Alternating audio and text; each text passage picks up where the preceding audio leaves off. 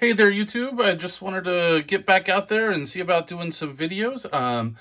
I haven't done any in a long time, but got to go to my first national in Cleveland and thought, what better time to get out and do some videos. So here's my pickups from the national. I'm going to actually end with what I've got on the first day, which was a bigger card for me and not one that I would normally get.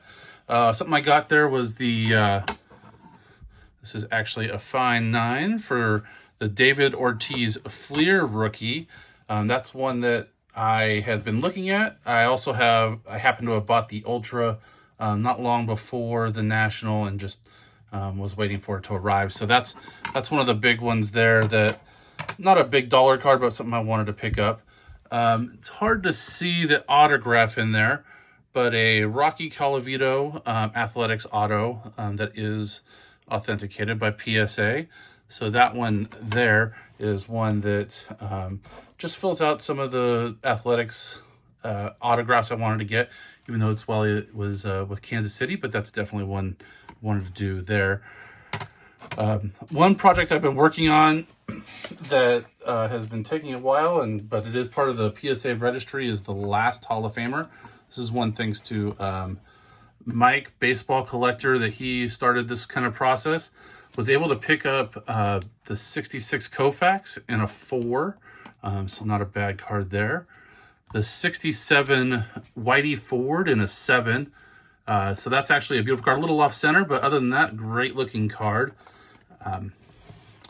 The Phil Rizzuto, the 56 Rizzuto, another one there that was on that list in that registry. I'm going to try and end with the better card. 65 Warren Spahn was one there that I picked up for that registry. The 63 Musial fits into that thing with his kind of goofy grin on that one. And that's in a very good 3. Also picked up the 65 Berra on his Mets card, and that's an excellent +5.5. And then of those cards, probably the bigger one, a great looking, in my opinion, 2 of Ted Williams. It's actually pretty decent on the back. It's a little bit diamond cut and a little off center on the front, but definitely a good looking version of that one that I really liked and was able to find. So picked all those up, all but one of them from one dealer. Was able to bundle them and get a pretty good price getting all of them. Another little bit older pickup. This is actually a 22E 121 American Caramel of Muddy Rule. He happens to be one of my wife's family members' grandfather. So that's when I find something that's Muddy Rule and it's in a decent shape, a good looking card, that's on a 3.5. I do pick it up. As many of you who were watchers before know that I am a Mark McGwire super collector. So I was able to pick up one good size, not a big one, but a good size dollar-wise McGwire, and the 97 Bowman Chrome International, and that's the refractor version. That already had the non-refractor. So that's something I was also able to pick up there at the National. And so the big card I was able to pick up is not a baseball card, actually. Is something that just for my own personal collection, I want to get some of the greats. And if I can get the rookie card, that's even all the better. And what I was able to pick up is actually the 69 Lou Alcindor, so the Kareem Abdul rookie card, in a 1.5. This is actually an amazing version, fairly well centered, both left to right, top to bottom. And it took me a while to find out, and I even showed this to some other YouTubers and collectors to try and say, like, why is this a 1.5? Did find out on the back, there's some paper loss right up in here that's pretty minor. But if you're looking at this from the front, that is a gorgeous 1.5 Kareem rookie. Also able, those are all the graded cards I was able to pick up. I was able to pick up the Gun Show, Ted Klaczynski, I can never say his name right. pick up that one there. So that was just kind of a fun one. I've been looking to pick one of those up if I could find one at the right price. That was only a few dollars, actually. So it was actually at the right price. So that's definitely something I was willing to pick up as my pickups from the National. So we'll move that down. I want to go through some of the other stuff I picked up. These are all going to be bargain bin stuff here. So for just autographs of Hall of Famers, picked up the Gaylord Perry.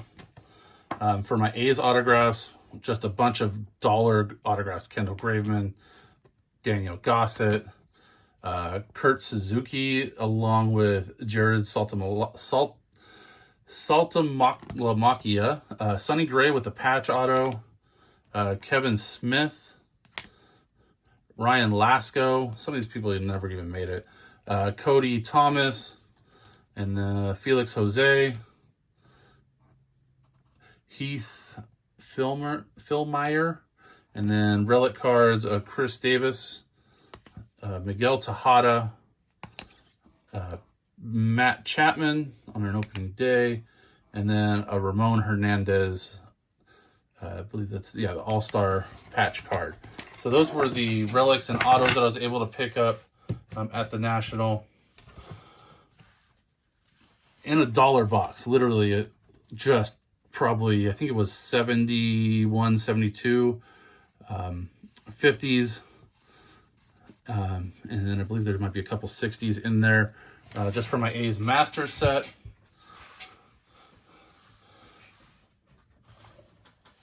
Also picked up just a bunch of different, and these were all $2 and under. These are all numbered cards of some sort, from Bobby Crosby, Barry Zito, Keith Fowler, Mark Boulder, and just a ton of different, bunch of golds, some foils, different A's players, Billy Butler, some more Barry Zitos, a bunch of Barry Zitos, some Terrence Long, a bunch of, I believe it was, there was a couple more Kotses there. Eric Chavez, that's right. Mark Mulder, Pineda, Minaya. So all these were numbered cards. There was actually pretty close to about, I think it was 50 or 60 of them that I was able to pick up that were all numbered, all for $2 or less. Most of these were actually under $1. They were in a dollar box, and when I bundled a large number of them, I was able to pick them up for well under $1. So anytime I can get a numbered card for under $1, I'm going to take it, including an orange out of 25 Mark Cannon on the mini Allen and Ginter Chrome. So that was definitely a value purchase that I was able to get from the dollar bins. Some Matt Olson, love some Matt Olson cards. I think I got a duplicate there. And then an Enos Slaughter as well. Just a bunch of base cards. Just going to go through either base color or just different base, like unnumbered colored cards or pattern cards, different things like that, that all go into my Athletics Master collection. And then going through those bargain boxes that were $1 and under, got a stack of Mark McGwire stuff. Some of it I had, I'm sure. Some of it I didn't. I wasn't going to go through it, going through the bargain bin. Just go through them fairly quickly as I go through. I know I had some like the Leaf, a National card from a couple years ago. Just a bunch of different stuff that, whether I had it or not, at the price, for almost all of these being under $1, I was going to pick those up for McGwire cards regardless, and worry about if I had them or not later. So one thing I want to say is, as my first National, I was completely impressed. I know some people complained about the venue in Cleveland, the bathrooms being a problem. I will say the bathrooms were definitely a problem. I did, as my first National, I wanted to to do things up a little bit. So I did buy the VIP, and that allowed me access to the VIP lounge, which was downstairs. So bathrooms were not a problem. I could just go downstairs near the main entrance and get into a bathroom that was down in that facility down there. And didn't have a problem. This is actually a dual card, the gold foil with Reggie Jackson out of 50, 87 Donruss rated rookie. So just a bunch of just random, relatively base or low numbered or numbered cards for McGuire, of all random things. I know I've had a bunch of these, but sometimes you're just willing to pick them up when you see them. Apparently put those in the wrong stack, but Miguel Tejada and Jason Giambi as well. Was great to meet a lot of different people. I will say, had a great time meeting Big Mac fanatic Eric. Spent a lot of time talking to Mike Junkwax Hero. Spent some time talking to Dr. Beckett at the YouTube meetup, and spent a lot of time talking to Brad. Brad's Brad 9577 or something like that. Can never remember his name, his username on YouTube. We actually had a conversation for a while, even though he's a football collector, but I happen to be a Dolphins fan just as he is. So that was definitely something that I enjoyed doing. Spent a little bit of other time with Hitman 23, got to talk with him, and then we walked the show floor a little bit on Friday, after the day after the YouTube meetup. I think part of the problem that people were having, and I could understand it, was there was one main entrance, and almost everybody tried to use that, and it was one or two lanes in and one or two lanes out. There was a second entrance. Luckily, the direction that I came in from my hotel, which was the only problem, was about a 10-15 minute drive from the hotel. So there's nothing within walking distance, because the IX Center is basically surrounded by an airport, or a freeway. So there's nothing right next to it. Food lines were ridiculous. I will say that. I didn't even try. I stood in one line for about 20 minutes and then was like, it's already 3 o'clock in the afternoon. I'll just go get some food later on. So the YouTube meetup was great. Did go also to the sneak peek of the Diamond King documentary about Dick Perez. That was a good time. Got to talk to a bunch of different other YouTubers that were there, that we all went and saw that and spent some time doing that as well. So it was a great time all in all. I know it's been a long time since I made videos. Hopefully this has motivated to get me back out and doing videos. Just haven't had a lot of time. I did change jobs a couple of years ago, so that's where it's taken up a lot of my time to be able to do videos. But today I was able to actually get out and do some stuff, and wanted to show my insights and my thoughts on the National, as it was my first. So hope you guys are all enjoying. Love what you collect and collect what you love. And hopefully I get out there and make some more videos, and see you all next time at the National, hoping to make it in Chicago 2025.